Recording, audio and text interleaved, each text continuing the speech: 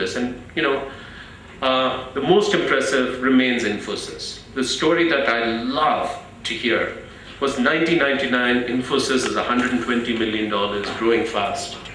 And Murthy says, listen, there's no way we're ever going to be a $5 billion company, okay? Or even $1 billion company if we don't figure out a way to grow talent. And they decide to open the Mysore Training Center. And at that time, the commitment was more than their net worth. Okay, over time Infosys invested about $300 million, the best I can tell. But to do that, to make that audacious bet when there are only $120 million, it's extraordinary. I saw the same thing in a few companies. Nitin Paranjpe at Unilever, where I was talking to him for the book, he talked about 3-4 years ago, they had nobody who knew how to manage organized retail, which was emerging as an important channel. People like West Side and Shoppers Stop and so forth. So they picked a handful of bright young people and sent them off overseas to go work at Tesco and Carrefour and Walmart for 2 years and brought them back. Today, that's the retail leadership team. You go to companies like Bosch and Cummins. At Bosch, I said to Mr. Vishwanathan, how many people do you have working overseas right now? 68. He didn't have to go ask for the number from HR and all that. He knew it.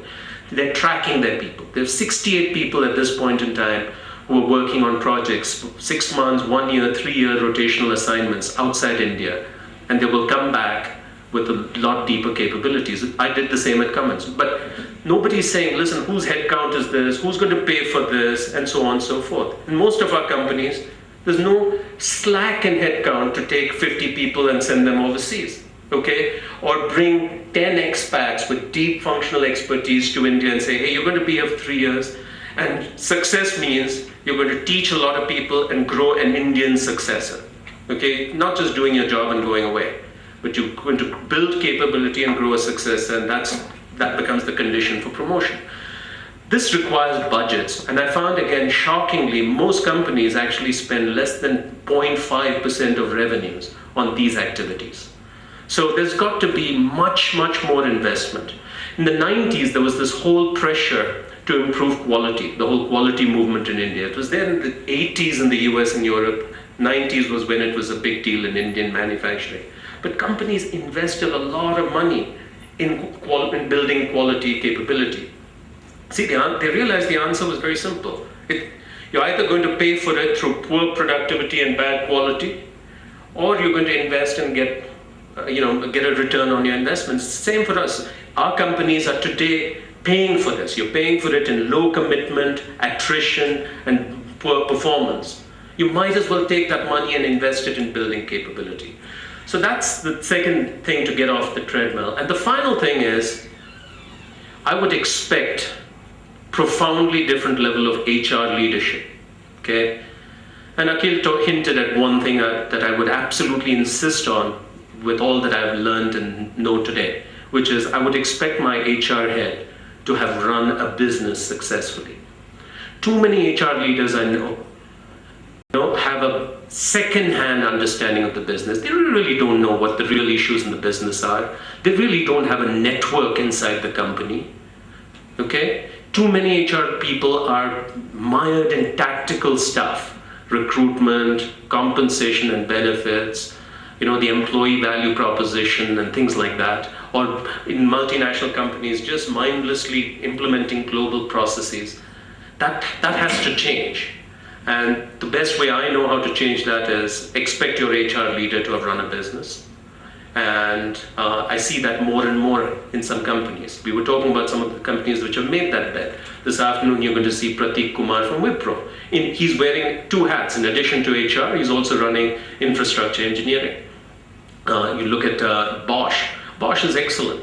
Mr. Krishnan, who runs HR, he used to, for 7 years before that, he was the plant head of Jaipur. And he explains their policy. In Bosch, if you have to get promoted from middle management to senior management, you have to have checked 3 boxes. You have to have worked in more than one function, which is why he rotated from finance to manufacturing to HR. You have to have worked in more than one geography, and you have to have led a project team successfully, cross-functional project team, where you learn to lead by influence rather than authority. So these are some things I would do. I know I'm running out of time, so I thought I'd give you at least a sense of what I think it's going to take to build successful global companies. People ask me, listen, does what you say apply only to multinational companies in India? That's the story I'm focused on. But if you think about it, there's nothing that doesn't apply to Indian companies which are going overseas. It applies every bit to Infosys and TCS operating in multiple countries. It applies to countries that are multinationals in China. It's the same old principle: CEO commitment, quality of local leadership, and how you deal with the talent agenda. So I hope some of this has sparked a little bit of interest in you, and enough so that when the book comes out, you'll reach out and give it a good read. Thank you again for inviting me.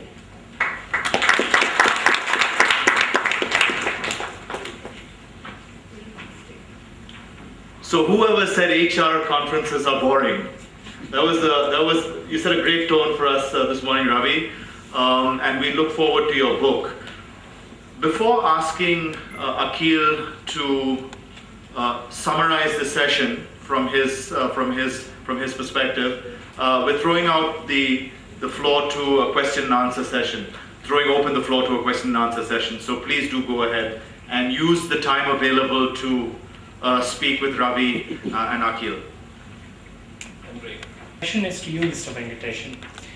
In the next 10 years, do you think joint ventures would be a good model to reach the position, the leadership or dominant position for global companies in India, to reach 1, 2, and 3? Because local companies have a depth of knowledge, they know how to handle the companies, and do you think that handles? Because this is a little bit related to our business. And I have another question.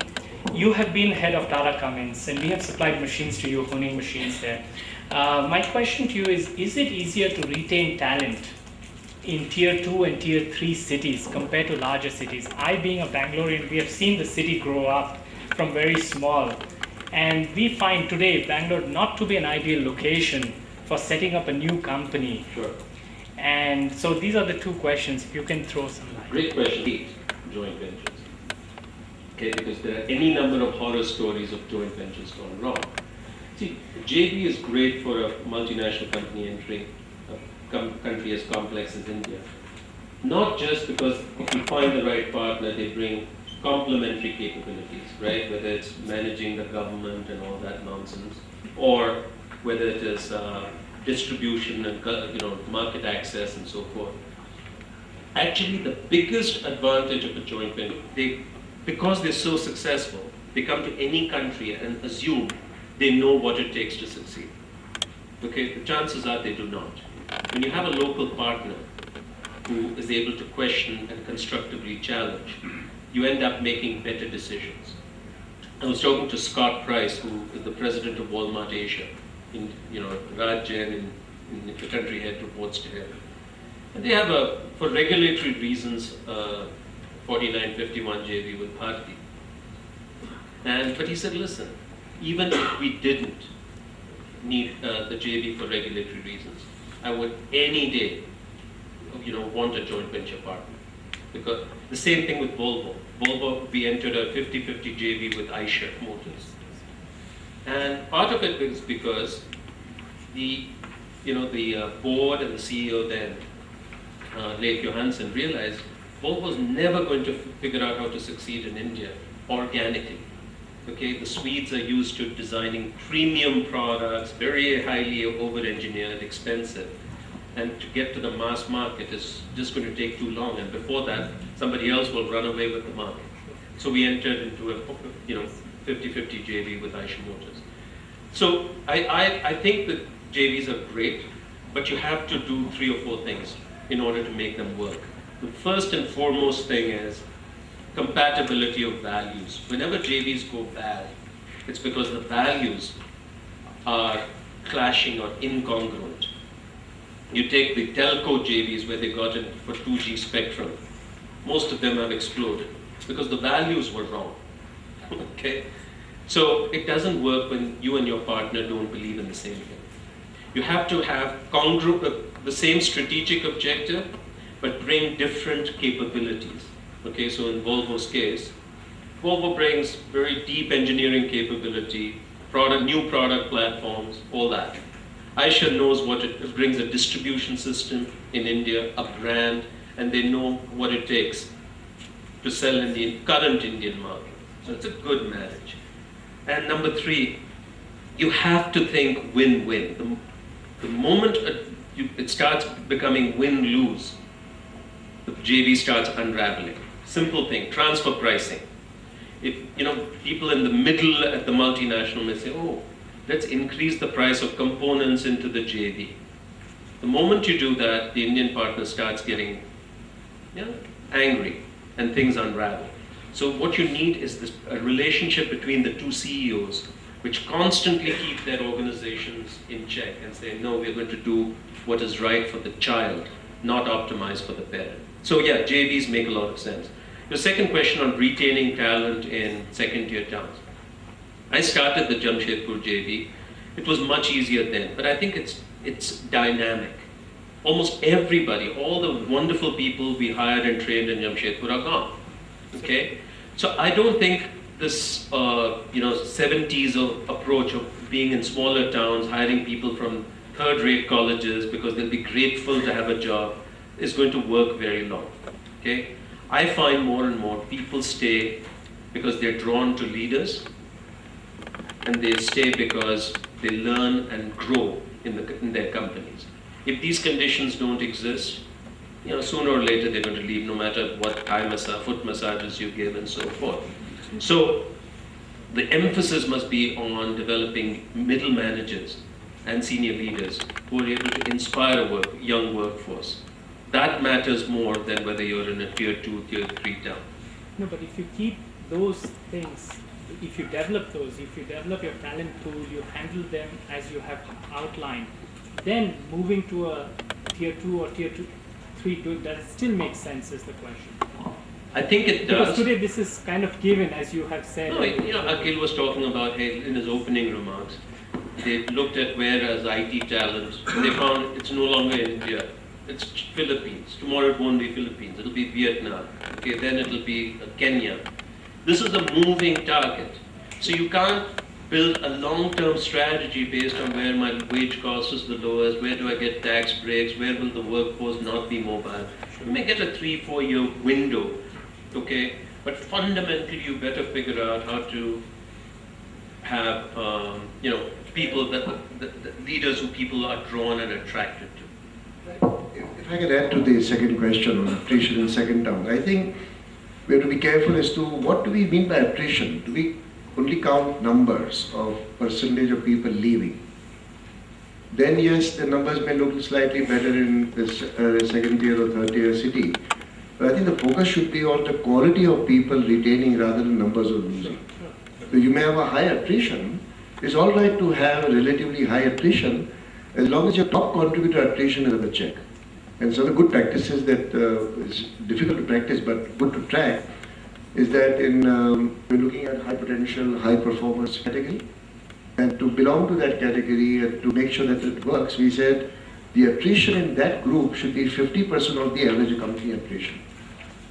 Then you really don't worry about what is your total attrition, because if it's a musical chair, attrition will be there. And as long as you are increasing the talent pool in overall, but not losing your quality talent is important. So in second tier, you will end up having lower attrition, but not necessarily retain the right type of people. I think that's a really good point. I think many good multinationals have this way of classifying attrition into good attrition and bad attrition, right? Bad attrition is people. No, bad attrition is good people you don't want to lose. If that crosses 5%, you start worrying. And then there's good attrition, which you're